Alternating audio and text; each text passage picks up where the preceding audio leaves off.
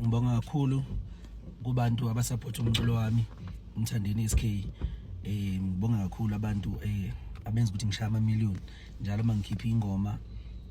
Ngibonga kakhulu abantu abangikhuthazayo, abanginika amandla ukuthi ngiqhubekele phambili. Ngibonga kakhulu abantu abasupport SK Brothers, insizwe engisebenza nazo.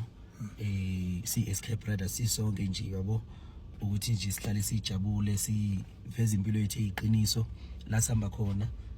Siyashutha abafethu abasishuthayo, sisabanikeza imvumo ukuthi bebonisa izwe ukuthi siphila empilweni.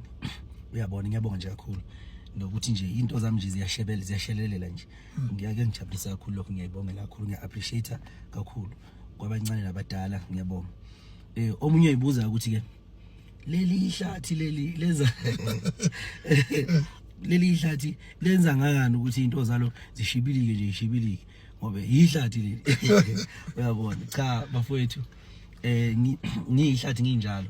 Iyodwa advice enganinikeza yona ukuthi mawumuntu yiba wena, mawumuntu ungafake, mazama uzenza omunye umuntu, mawumuntu vele unjalo kubantu. Ngiyabona ngirole model yabantu abaningi, kufanele ngikusho lokho ukuthi into engibekela ngikhona ukuthi ngumthandeni ophila nabafowabo, osebenza nabafowabo, umthandeni ongena PR, ongena manager. iPR ayisebenzi ke la, yabo sebenzi lapha. Omunye umuntu uzothi isikole sibalekile yilo mjida ihlashi, into zakhe ayihlelekile, yabo into zakhe ayihlelekile, iyona into ke nilimazayo leyo.